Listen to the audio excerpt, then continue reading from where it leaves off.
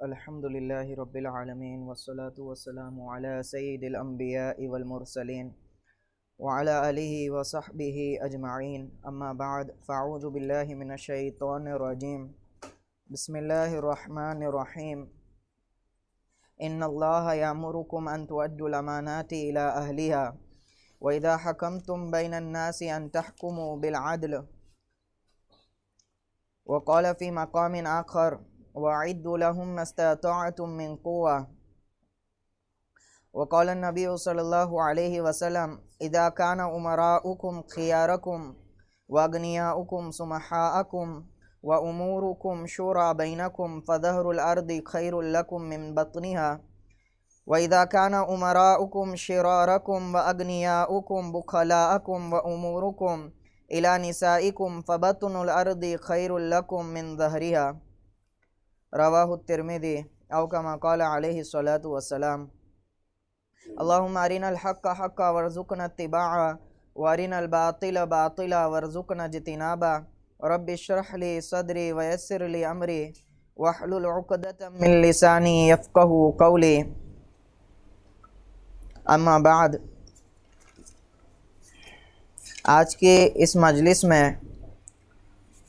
ضرورت محسوس ہوئی کہ موجودہ زمانے کے ایک حساس موضوع پر کلام کیا جائے اور قرآن و حدیث کی روشنی میں اس میدان میں ہمیں کیا رہنمائی دی گئی ہے اور ہماری کیا ذمہ داری بنتی ہے، اس کو بیان کیا جائے. اور وہ موضوع موجودہ زمانے کی ہماری سیاست میں شمولیت ہے، یعنی پارٹیسپیشن ہے، کہ پریزنٹ پولیٹکس میں ہمارا کیا کردار ہے اور ہماری اس میں پارٹیسپیشن کتنی امپورٹنس ہے، اس کی قرآن اور حدیث کی روشنی میں اس تعلق سے کیا رہنمائی ہمیں ملتی ہے. اولاً یہ بتانا زیادہ ضروری ہے کہ اسلام ایک کمپلیٹ سیٹ آف رولز ہے جو زندگی کے ہر پہلو میں آدمی کو اکیلا نہیں چھوڑتا بلکہ اپنی رہنمائی کے ذریعے اس کو سیدھا راستہ دکھلاتا ہے، چاہے وہ اس کی نجی ضرورت سے تعلق رکھتا ہو، کھان پان سے، یا اجتماعی ضرورت سے تعلق رکھتا ہو. اسلام کہیں بھی اپنے ماننے والوں کو اکیلا نہیں چھوڑتا. یہ ایک مکمل مذہب ہے جس کا اعلان اللہ تعالیٰ نے کر دیا: الیوم اکملت لکم واتممت علیکم نعمتی. الیوم اکملت لکم دینکم واتممت علیکم نعمتی ورضیت لکم الاسلام دینا، کہ آج میں نے تمہارا دین تمہارے لیے مکمل کیا اور اپنی نعمت کو تم پر مکمل کر دیا. اسی طرح ایک جگہ مطالبہ کرتا ہے: یا ایھا الذین آمنوا ادخلوا فی السلم کافہ، کہ پورے کے پورے اسلام میں داخل ہو جاؤ، یعنی اسلام کی پوری تعلیمات کے پابند ہو جاؤ، چاہے وہ تمہارے زندگی کے جس حصے سے تعلق رکھتے ہو. اپنی تجارت کے ساتھ اسلام میں مکمل داخل ہو جاؤ، تمہاری ازدواجی زندگی کے ساتھ اسلام میں پوری طرح داخل ہو جاؤ، تمہاری عبادت کے امور کے ساتھ اسلام میں پوری طرح داخل ہو جاؤ. کوئی ایک پہلو جس کو ہم اسلام کی تعلیمات سے بری سمجھتے ہیں، وہ پہلو میں ہم سراسر گمراہی کا شکار ہے اور کبھی کامیابی نہیں پا سکتے. یہ ایک مسلمان کا بنیادی عقیدہ ہونا چاہیے. کیا ہونا چاہیے؟ ہاں، چاہے ہماری انفرادی زندگی ہو یا اجتماعی زندگی ہو، ہم اسلام کی تعلیمات کے پابند ہیں. تو جس اسلام نے ہمیں چھوٹی چھوٹی چیزوں کی اور ہماری نجی ضرورتوں کے تعلق سے بھی رہنمائی دی ہو کہ کھانا کیسے ہے، پینا کیسے ہے، اور قضائے حاجات، اور اسی طرح تھوکنے تک کی تعلیمات کیا دی ہے، تو وہ ہمارے سب سے زیادہ اہم ترین امور جس کا افیکٹ ایک کلیکٹیو گروپ آف پیپلز پر پڑے گا، اجتماعی طور پہ لوگوں پہ پڑے گا، اس مجال میں، اس میدان میں اسلام ہم کو اکیلا چھوڑ دے ایسا ہو نہیں سکتا. تو سیاست اور اسلام کو الگ الگ سمجھنا سب سے بڑی خامی اور سب سے بڑی غلطی یہی ہے کہ اسلام کو سیاست سے الگ سمجھا جائے. سیاست، پولیٹکس، جس کو انگلش میں کہتے ہیں، عربی زبان میں یسو سیاستاً مصدر آتا ہے. سیاست کا مطلب کیا ہے؟ تو سیاست کا مطلب آتا ہے پرورش کرنا، یا اسی طرح اصلاح کے لیے تدبیر اختیار کرنا. جیسے آتا ہے کہ گھوڑے کو کھانا کھلانے کی تدبیر اختیار کرنا، تو اس کے لیے لفظ آتا ہے سیاست الفرض. تو کسی چیز کو اس کی بہتری کے لیے اور اس کی پرورش کے لیے کوئی تدبیر اختیار کرنا کہ وہ کام آسانی سے کیا ہو جائے، مکمل ہو جائے، اس کو کیا کہتے ہیں؟ سیاست کہتے ہیں. یہ لفظی اس کے معنی ہے. مثال کے طور پہ اگر ہمارے گھر میں بچہ جو ہے وہ اچھی طرح سے کھانا نہیں کھا رہا ہے، وہ غذا کو نہیں لے رہا ہے، تو ماں کیا کرتی ہے؟ اس کے لیے تدبیر اختیار کرتی ہے. کیا کرتی ہے؟ طرح طرح کی تدبیر کہ آخری نوالا میری طرف سے، یہ ابا کی طرف سے کیا ہے، یہ آخری نوالا. تو ایسی تدبیر اختیار کرنا جس سے کسی کی کیا متعلق ہو، اس کی اصلاح متعلق ہو یا اس کی کامیابی متعلق ہو، اس تدبیر کو کیا کہتے ہیں؟ سیاست کہتے ہیں. سمجھ گئے سیاست کا معنی؟ یہ اس کا لغوی معنی ہے. اب اسلام اور سیاست اس کا کیا تعلق ہے؟ تو اس تعلق سے دو نظریے زیادہ رائج ہے اور دونوں افراط و تفریط کا کیا ہے؟ شکار ہے. ایک بڑی جماعت سمجھتی ہے کہ اسلام کا مقصد خالص اور آخری مقصد اور سب سے بڑا مقصد وہ صرف سیاست ہے، خلافت کو قائم کر لینا ہے. اسلام کا پورا بیس کیا ہے؟ وہ خلافت کا حصول ہے، اور باقی چیز سب ثانوی درجے کی ہے. تو یہ بھی غلو کے شکار ہے. یہ نظریہ بھی کہ جس طرح دوسری چیزیں ضروری ہے اسی طرح سیاست بھی کیا ہے؟ ضروری ہے. اس کا مطلب یہ نہیں کہ دیگر جو اصلاحات ہے، انفرادی طور پہ جو اصلاحی امور ہے، وہ سب کو نظر انداز کر دیا جائے، بلکہ اگر انفرادی طور پر اصلاح نہیں کی گئی تو اجتماعی طور پر نافذ کردہ سیاست کامیابی نہیں ہو سکتی ہے. اگر حضور صلی اللہ علیہ وسلم کے زمانے میں انفرادی طور پر جو دینداری صحابہ کرام کے اندر تھی، اگر وہ نہیں ہوتی تو اجتماعی طور پر جو دینداری نافذ کی گئی وہ کبھی کامیابی نہیں ہوتی. انفرادی طور پر محنت کی گئی تھی، ایک ایک پر ایک ذہنیت بنائی گئی تھی. تو ساری جتنے بھی مجال اسلام کے وہ اہمیت کے حامل ہے اور اپنی اپنی جگہ پہ کیا رکھتے ہیں؟ امپورٹنس رکھتے ہیں. دوسرا ایک نظریہ سیاست کے تعلق سے یہ ہے کہ مذہب ایک انفرادی معاملہ ہے اور سیاست ایک انفرادی معاملہ ہے. مذہب کو سیاست سے کیا رکھا جائے؟ یہاں پہ مذہب سے مراد میں کیا لے رہا ہوں؟ مذہب اسلام لے رہا ہوں. دوسرے مذہب کی گارنٹی، دوسرے مذہب نے سیاسی رہنمائی کی ہے یا نہیں کی ہے، اس کی کوئی گارنٹی نہیں، بلکہ اسلام نے مکمل طور پہ رہنمائی کی ہے، دستور و ضابطے بیان کیے. تو مذہب اور سیاست یعنی مذہب اسلام اور سیاست میں کوئی تعلق نہیں. یہ ایک نظریہ ہے. یہ نظریے کا اصل کیا ہے؟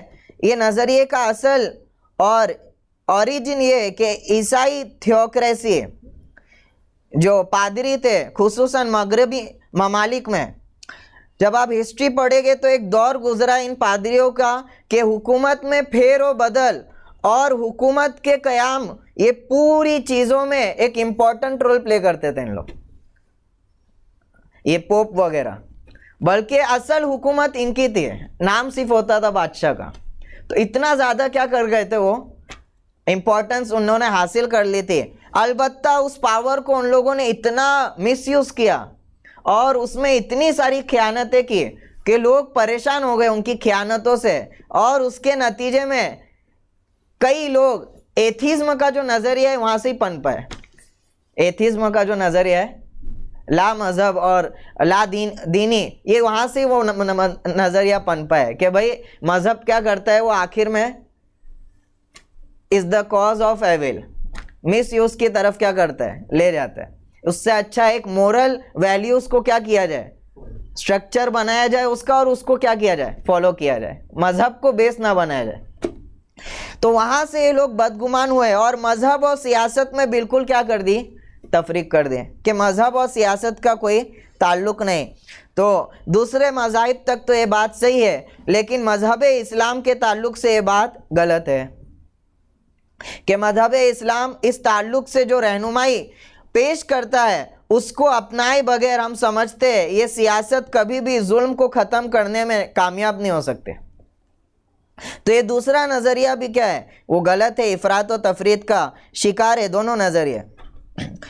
اب جیسا کہ میں نے شروع میں بیان کیا سیاست کا مطلب کیا ہے، تو اسی کے تعلق سے جو سیاست اجتماعی طور پر ہوتی ہے وہ کیا ہے، تو اس کی ڈیفینیشن میں بیان کیا جاتا ہے کہ ایسا نظم، ایسا نظام اور ایسی چیزیں، ایسی تدبیر اختیار کی جائے جس کے ذریعے سے علاقے میں امن و امان کا ماحول قائم ہو، فتنہ فساد، ظلم و غارت گری، لوٹ گھسوٹ اس سے حفاظت ہو سکے، اور اسی طرح وہاں کی تجارت، معیشت، تمدن اور علم و فن میں ترقی حاصل ہو سکے۔ ان چیزوں کے لیے کیا کرنا، سیاست کرنا، تدابیر اختیار کرنا، یہ ہے سیاست کی حیثیت۔ موجودہ زمانے میں سیاست کو اس طرح ذاتی مفاد کے لیے استعمال کیا گیا اور اس کو حاصل کرنے کے لیے ہر طرح کے جائز ناجائز حربے اختیار کی گئے، جس کی وجہ سے سیاست کی جو امیج ہے وہ بالکل کیا ہو گئی، داغدار ہو گئی۔ سیاست یعنی جھوٹ، سیاست یعنی لوٹ و گھسوٹ، تو اس کی پوری امیج خراب کر دی گئی۔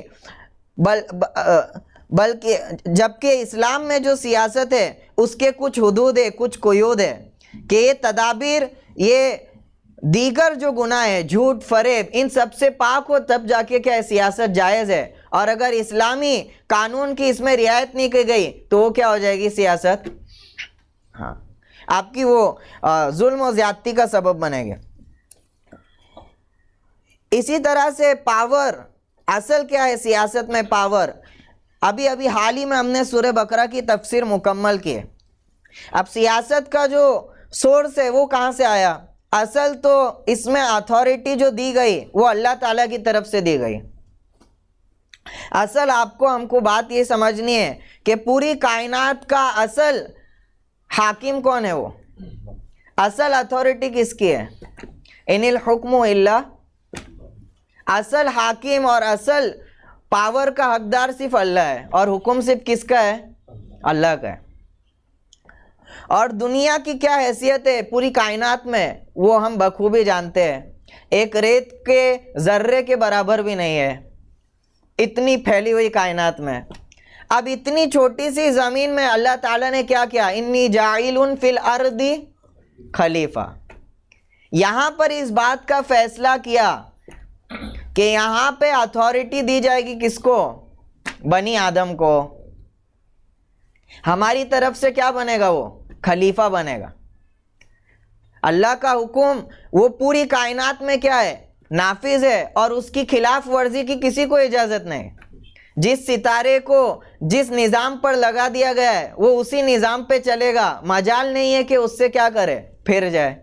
اور پوری کائنات میں کسی کو خلاف ورزی کی اجازت، یہاں پر چھوٹی سی زمین کے ٹکڑے میں کیا دیا، چوائس دیا، انی جاعل فی الارض خلیفہ، یہاں پر میری نیابت کرتے ہوئے میرا حکم کون نافذ کرے گا، وہ بنی آدم نافذ کرے گا، تاکہ یہاں پر بھی پوری کائنات جس طرح بیلنسلی چل رہی ہے، امن کے ساتھ چل رہی ہے، اسی طرح ایک نظم کے ساتھ یہ دنیا کیا ہو سکے، چل سکے۔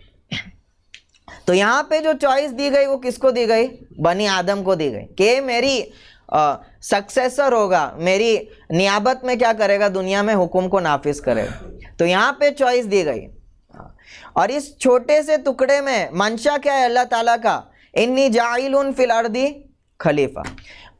پھر فرشتوں کو اشکال ہوا، جب آپ ان کو اتھارٹی دے رہے ہو تو یہ کیا ہوگا، اس میں مس یوز بھی ہوگا، جس طرح پہلے جنات نے مس یوز کر چکے، اس لیے انہوں نے کہا اتجعل فیہا من یفسد فیہا ویسفک، آپ اتھارٹی دے رہے ہو لیکن اس کا مس یوز ہونے والا ہے. کیوں کہا؟ کیونکہ اس سے پہلے جنات کو دی گئی تھی اور ان لوگوں نے کیا کیا؟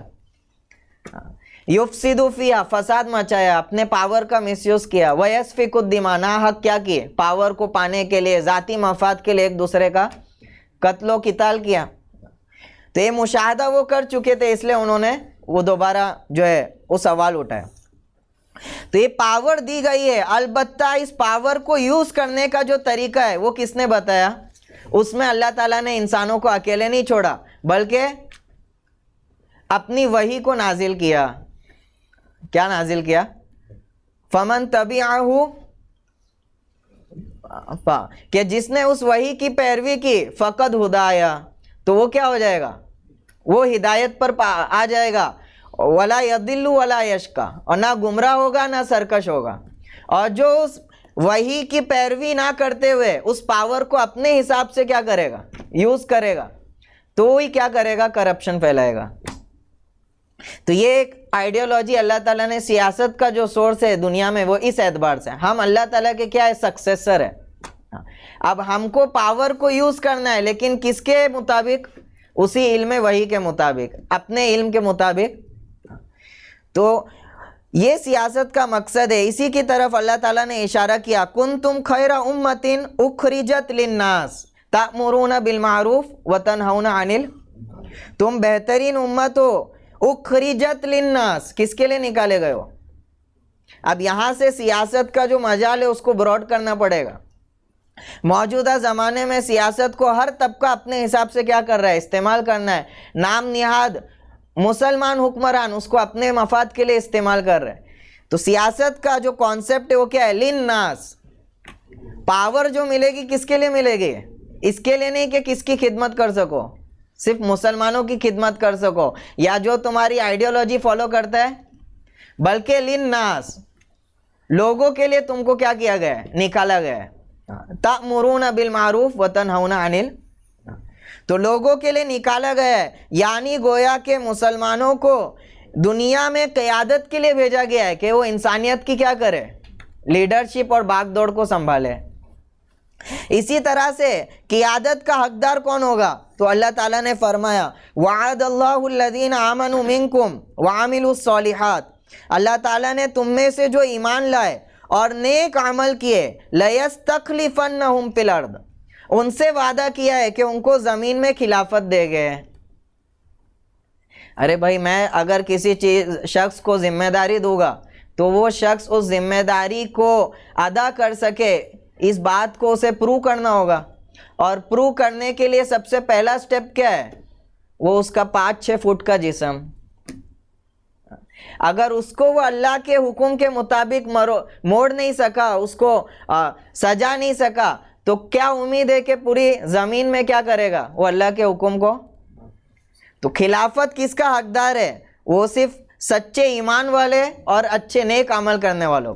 اس کے علاوہ خلافت اللہ تعالیٰ کی طرف سے کسی کو پائیداری کے طور پہ نہیں ملے گی. تو لَيَسْتَخْلِفَنَّهُمْ فِي الْأَرْضِ كَمَا اسْتَخْلَفَ الَّذِينَ مِن قَبْلِهِمْ وَلَيُمَكِّنَنَّ لَهُمْ دِينَهُمُ الَّذِي ارْتَضَىٰ لَهُمْ، اور ان کے دین کو اور مضبوط کرے گا.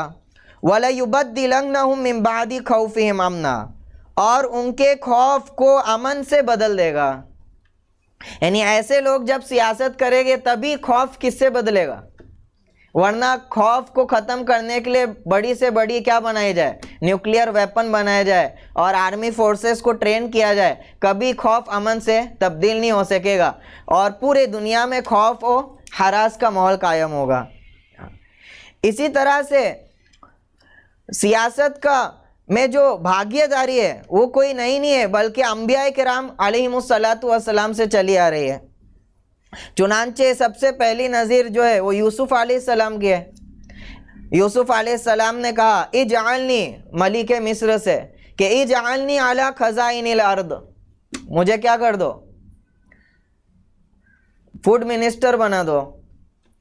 جو یہاں کا آپ کا نظم ہے، فوڈ ڈسٹریبیوشن کا پورا معاملہ ہے، وہ کس کے حوالے کر دو؟ دیکھو پولیٹیکل ایکٹیو ہے کیا نہیں ہے. تو اجعلنی علی خزائن الارض کہ مجھے کیا کر دو آپ, یہ جو فوڈ ڈسٹریبیوشن ہے اس کا منسٹر بنا دو. تو اسی سے علماء کرام بیان کرتے ہیں کہ اگر کسی منصب کو ادا کرنے کی لیاقت آپ کے اندر ہے, صلاحیت آپ کے اندر ہے, اور کوئی دوسرا اس منصب کو ادا کرنے والا نظر نہیں آ رہا ہے, اور اسی طرح آپ کی اس منصب کو قبول کرنے کی نیت کیا ہے تاکہ آپ خدمت کرو, تب ایسے موقع پر اس منصب کے لیے خود کو پیش کرنا بھی ضروری ہے. کیا ہے, کیونکہ آپ کا آگے نہ آنا اس کا نقصان کس کو ہوگا, پوری امت پہ پہنچے گا. تو دیکھو آگے بڑھ کے اپنے آپ کو پیش کیا کہ یہ ذمہ داری میں جو ہے نبھاؤں گا. اجعلنی علی خزائن الارض. اسی طرح حضرت داؤد علیہ السلام کو کیا ملے, خلافت ملی, ان کو بادشاہت ملی. اور سلیمان علیہ السلام کی بادشاہت ربی حب لی ملک لا ینبغی لأحد من بعدی, ایسی بادشاہت دے کہ اس کے بعد کسی کو بھی حاصل نہ ہو. تو انبیاء علیہ الصلوۃ والسلام کی کیا کارکردگی رہی ہے سیاست. اسی طرح سیاست کے لیے دونوں چیزوں کی ضرورت ہے. جیسا کہ طالوت کے قصے میں ہم نے پڑھا, اللہ تعالیٰ نے جو حکمت بیان کی طالوت کو بادشاہ مقرر کرنے کی, کیا فرمایا, ان اللہ اصطفاہ علیکم وزادہ بسطۃ فی العلم والجسم. کہ معاملہ کون سا ہے, سامنے چیلنج کیا ہے, دشمنوں سے گراؤنڈ پہ کیا کرنا ہے, فائٹ کرنا ہے. تو علم صرف کافی نہیں ہے, کہ علم کے ساتھ ساتھ زمینی سطح پہ جس چیز کی صلاحیت کی لیاقت کی ضرورت ہے وہ بھی ایک لیڈر میں ہونی چاہیے. تو فرمایا بسطۃ فی العلم, کہ علم بھی ہے تورات کا, والجسم, اور جسم کے اعتبار سے بھی کیا ہے, قوی ہے. تو سیاست کے اصل حقدار کون ہے, وہ اہل علم ہے, اور ایسے اہل علم جو زمینی امور سے واقف ہو اور نظم و نظام کو چلانے کے جو تدبیر ہے اور طریقے اس سے بھی واقف ہو. تو اس وجہ سے سیاست میں اصل حقدار جو ہے وہ اس علم کو اپنے سینے میں محفوظ کرنے والے ہیں. اب یہ کہنا کہ بھائی یہ امامت کا منصب صرف نماز تک ہے, یہ اہل علم کی ذمہ داری کس تک ہے, ہم صرف نماز میں ان کو فالو کریں گے, روزے اور سیام میں ان کو فالو کریں گے, اور باقی میں ہم اپنے حساب سے چلیں گے. یہی پوری امت کی سیاسی ناکامی کی وجہ ہے. جب تک اس سیاست میں ہم اس علم کے تابع داری سے نہیں چلیں گے تب تک ہماری سیاست ظلم کے خلاف ہمیشہ ناکاری رہے گی. ہم کو دیکھنا پڑے گا پیچھے پلٹ کے کہ سیاست کے اصل حقدار کون تھے. اسی طرح آپ صلی اللہ علیہ وسلم نے فرمایا اذا کان امراؤکم خیارکم, جب تمہارے امیر ذمہ دار تم میں سب سے بہترین شخص ہو جائے, واغنیاؤکم سفہاءکم, اور تمہارے مالدار تم میں سب سے زیادہ دلدار یعنی خرچ کرنے والے لوگ ہو جائے, سخی لوگ ہو جائے, وامورکم شورا بینکم, اور تمہارے معاملات آپس میں مشورے سے طے ہو, فظہر الارض خیر لکم من بطنها, تو زمین کی جو سطح ہے یہ تمہارے لیے زیادہ بہتر ہوگی اس کے پیٹ سے, یعنی کہ زمین تمہارے لیے خوشگوار رہنے کی جگہ ہوگی. اور اس کے خلاف فرمایا کہ جب تمہارے عمرہ تم میں سب سے زیادہ شریر ہو جائے, بدماش ہو جائے, اور تمہارے مالدار تمہارے بخیل لوگ بن جائے, اور تمہارے معاملات تمہاری عورتوں کی طرف سپرد کر دیا جائے, فبطن الارض خیر لکم من ظہرها, تو یہ زمین رہنے لائق نہیں رہے گی بلکہ زمین کی جو پیٹ ہوگی وہ زیادہ مناسب ہوگی اس کی سطح سے, یعنی قبر تمہارے لیے کیا ہے, زیادہ مناسب ہوگی. اسی طرح فرمایا وَأَعِدُّ لَهُم مَّا اسْتَطَعْتُمْ, قرآن شریف میں, کہ اپنی حیثیت کے مطابق ہر طرح کی قوت کو تیار کرو. تو ہمیں یہ بات کو تسلیم کرنا ہوگا کہ انگریزوں سے آزادی تک تو ہمارے علماء کرام کیا کرتے رہے, سیاست میں ایکٹیو پارٹیسپیٹ کرتے رہے, اور پارٹیسپیٹ نہیں کیا بلکہ باغ دوڑ کو سنبھالی ان کے خلاف جنگ کے دوران. اور جیسے ہی آزادی ہو گئی تو اس کے بعد جو پولیٹیکل پارٹیسپیشن تھا اس کو اپنے سے کیا کر لیا, الگ سمجھ لیا, اور اس کا نتیجہ ہے جو آج ہم دیکھ رہے ہیں. تو ایک غلط فیصلہ تھا, بلکہ سیاست میں آپ کو پارٹیسپیٹ کب تک کرنا ہے؟ جب تک کہ ظلم اور زیادتی والے اپنی محنتوں میں لگے رہے، حق کی خلاف ورزی میں لگے رہے. اور یہ اہل باطل کب تک رہ گئے؟ قیامت تک رہ گئے. حق کا مقابلہ کرنے والے کب تک رہ گئے؟ ظلم کو پھیلانے والے کب تک رہ گئے؟ وہ قیامت تک رہ گئے، وہ شیطان کے پیرو. تو قیامت تک آپ کو سیاست میں کیا کرنا پڑے گا؟ پارٹیسپیٹ کرنا پڑے گا. اپنے آپ کو سپردوش نہیں سمجھ سکتے.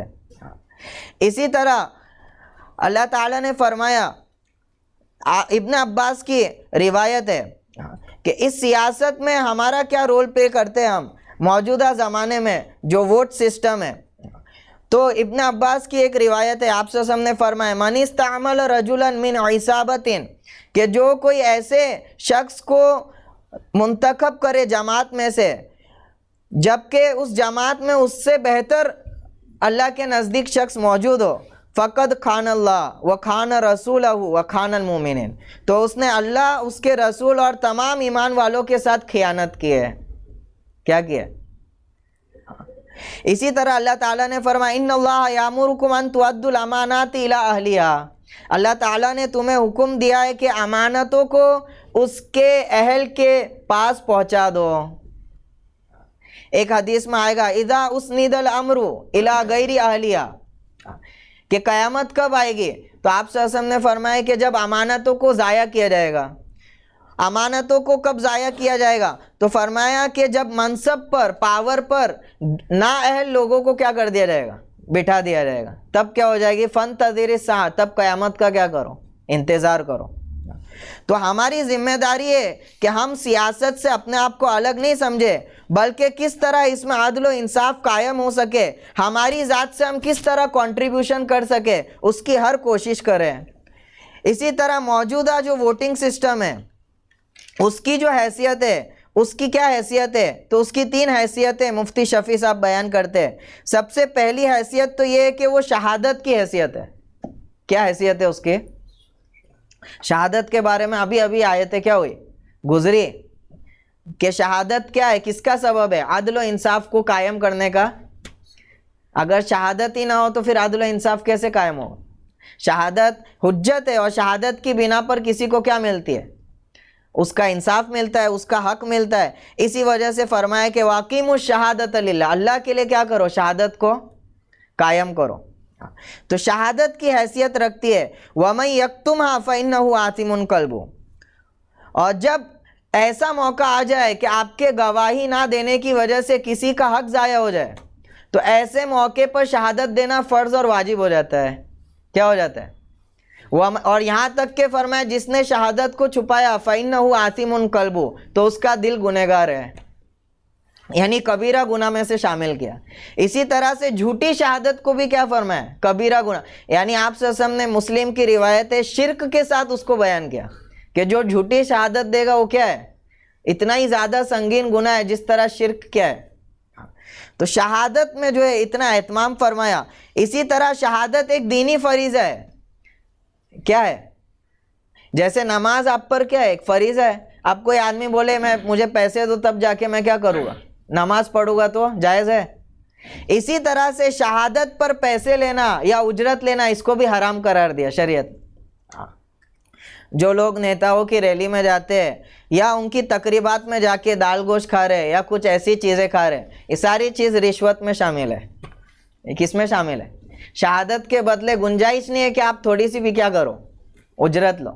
تو شہادت ہے، اور شہادت میں اس بات کا خیال رکھا جائے کہ آپ کیسی گواہی دو؟ سچی گواہی دو. ہمارا رویہ یہ ہو گیا ہے مسلم جماعتوں کا کہ جب کوئی ہمارے پاس آتا ہے تو وہ ہمیں استعمال کرتا ہے. وہ کہتا ہے مسلم قوم کے پاس آئے گا تو کہے گا ہم آپ کی مسجد کا کام کر کے دیں گے. کس کا کام کرے گا؟ اور ہندو سماج کے پاس جائے گا، وہ کیا کہے گا؟ تو اس کو پاور جو دی جا رہی ہے وہ مسجد بنانے کے لیے دی جا رہی ہے یا مندر بنانے کے لیے دی جائے. ہم جو ہے ان کی ٹافی لے لیتے ہیں اور کیا ہو جاتے ہیں ان کی سیاست کا. بلکہ ان کو جو پاور دی جا رہی ہے وہ کس کے لیے دی جا رہی ہے؟ غربت کو ختم کرنے کے لیے دی جا رہی ہے، لوگوں کے مسائل کو. ہمارا سوال اس تعلق سے ہونا چاہیے کہ ان مسائل میں آپ کیا کام کرو گے. اور جو ان مسائل میں زیادہ کام کرنے کے مناسب معلوم ہو اس کو شہادت دی جائے، اس کے حق میں ووٹ دیا جائے۔ کسی پرانے احسان کے بدلے میں ووٹ دینا یہ بھی خیانت ہے، یہ بھی کیا ہے؟ بہت سارے علاقوں میں چل رہا ہے، یہ صاحب نے ہمارا بہت کام کیا ہے، بہت کیا کیا ہے، تو گزشتہ کاموں پر آپ شہادت نہیں دو گے، ووٹ نہیں دو گے، بلکہ جو اس کو الیکٹ کیا جاتا ہے کیوں کیا جاتا ہے کہ آنے والے ایام میں کیا کرے گا، اس کا وہ کیا ہے، مینیفیسٹو کیا ہے۔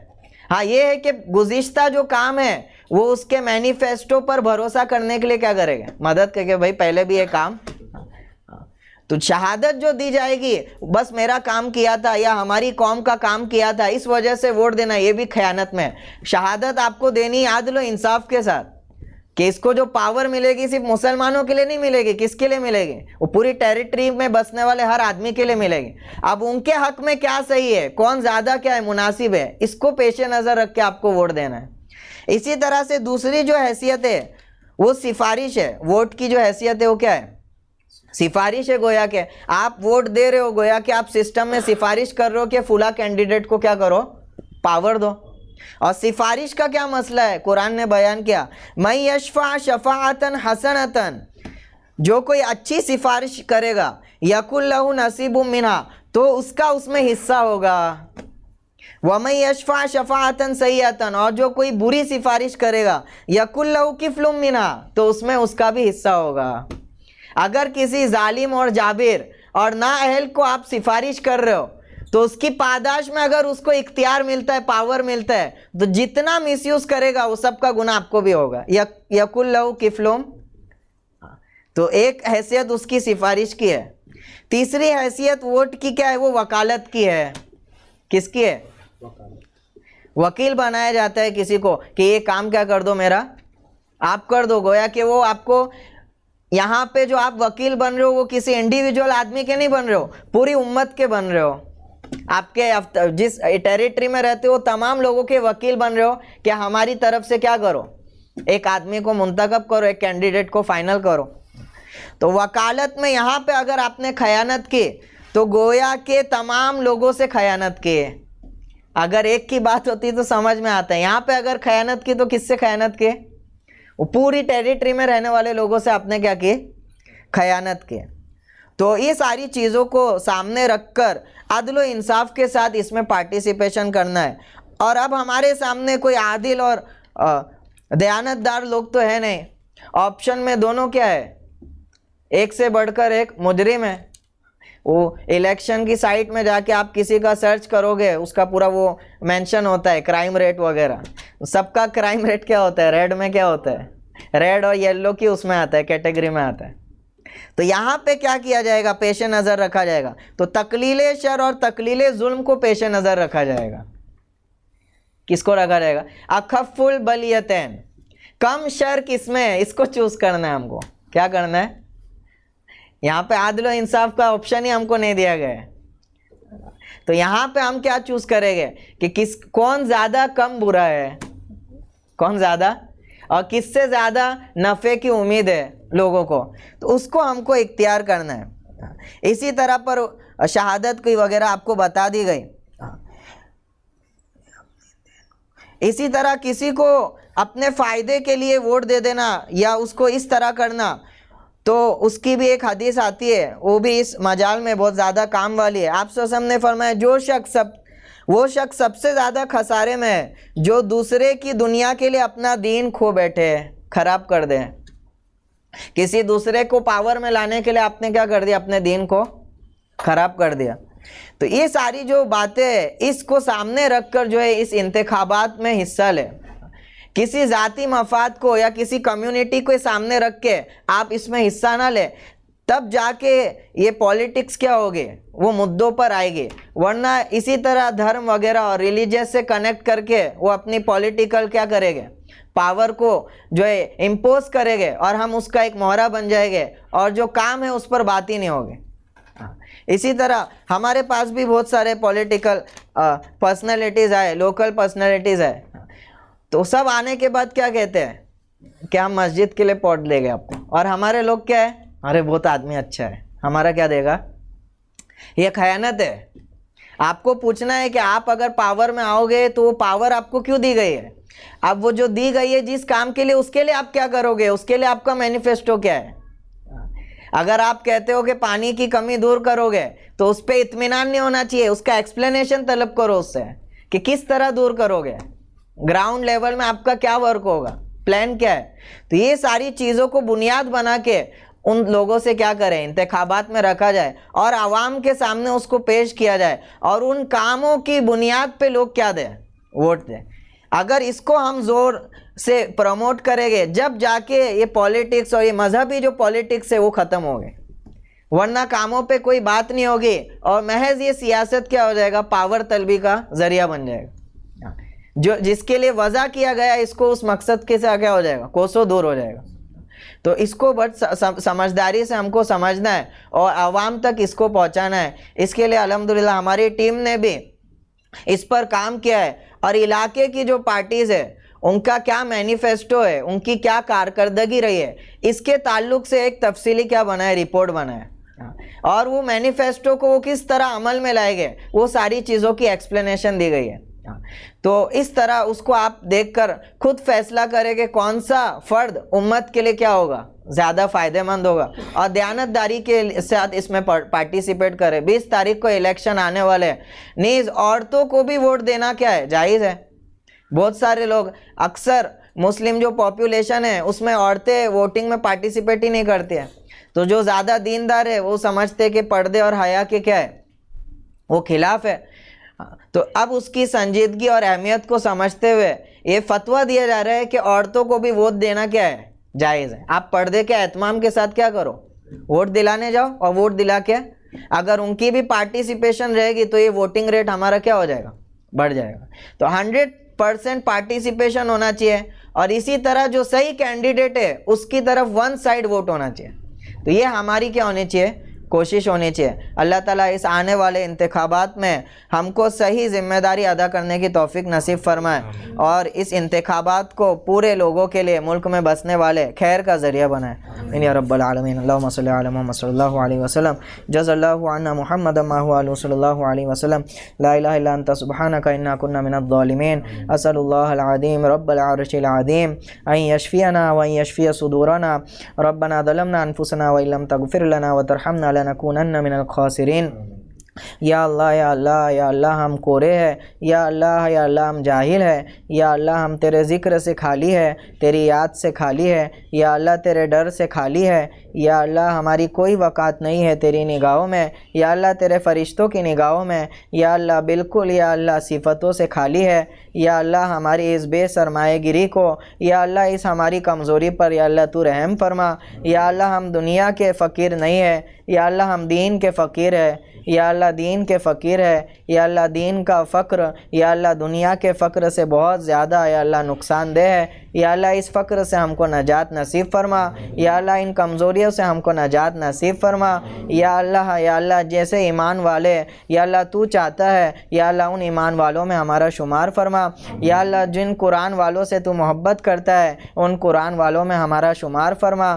یا اللہ جن یا اللہ علم والوں کو تو محبت کرتا ہے، یا اللہ ان علم والوں میں ہمارا شمار فرما۔ یا اللہ تیرے قرآن کو سمجھنے کی توفیق نصیب فرما، ہماری ذمہ داریوں کو سمجھنے کی توفیق نصیب فرما، ایک جٹ ہو کر تیرے دین کو یا اللہ نافذ کرنے کی توفیق نصیب فرما، عدل و انصاف کو نافذ کرنے کی توفیق نصیب فرما۔ یا اللہ ملک میں امن و امان کی فضا قائم فرما، یا اللہ شر پسند لوگوں کو یا اللہ ناکام فرما، ان کی تدابیر کو ناکام فرما، یا اللہ ان کو آپس میں یا اللہ الجھا کر ان کو شکست نصیب فرما۔ یا اللہ ہم سب کو متحد فرما، یا اللہ امت کی خیر خواہی میں کام کرنے کے لیے متحد فرما۔ یا اللہ ہر گوشے میں اللہ کام کرنے کی توفیق نصیب فرما، ہر ایک مجال کو اپنی ذمہ داری سمجھنے کی توفیق نصیب فرما۔ یا اللہ ہماری مسجدوں کو یا اللہ اس کی اللہ قوت کو یا اللہ اس کی یا اللہ پوٹینشل کو یا اللہ پوری طرح سے اللہ صحیح طرح سے اللہ ہم کو یا اللہ استعمال کرنے کی توفیق نصیب فرما۔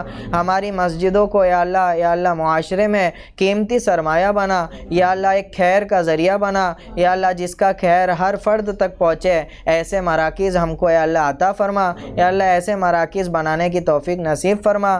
یا اللہ امت تعلیمات کو مضبوط کرنے والے مراکز یا اللہ بنانے کی توفیق نصیب فرما، تعلیمی ادارے قائم کرنے کی توفیق نصیب فرما، یا اللہ علم دین کو یا اللہ ترویج دینے کے لیے ہم سب کو منتخب فرما، جو لوگ علم کے سیکھنے سکھانے میں لگے ہیں یا اللہ ان کی حوصلہ افزائی کرنے کی توفیق نصیب فرما، ان کا ساتھ دینے کی توفیق نصیب فرما، یا اللہ ان کو ہر طرح سے شر سے یا اللہ برائی سے محفوظ فرما، یا اللہ جو مانگا ہم نے گمان کے موافق یا اللہ تو اپنے شایان شان نصیب فرما، یا اللہ ہر طرح کے ظلم کو یا اللہ ختم فرما، اس کے مقابلے کے لیے اللہ ہم کو منتخب فرما، یا اللہ تو ہی ہمارا یا اللہ کارساز بن جا، وکیل بن جا، یا اللہ خصوصاً یا اللہ ملک شام اور فلسطین کے یا اللہ علاقوں میں یا اللہ جو ظلم کا بازار گرم ہو چکا ہے، یا اللہ تو ساری چیزوں سے واقف ہے، یا اللہ ہم واقف نہیں ہے، یا اللہ تو یا اللہ باخبر ہے، ہم بے خبر ہے، یا اللہ تو رازق ہے، یا اللہ ہم فقیر ہے، یا اللہ ان لوگوں کو تو اپنے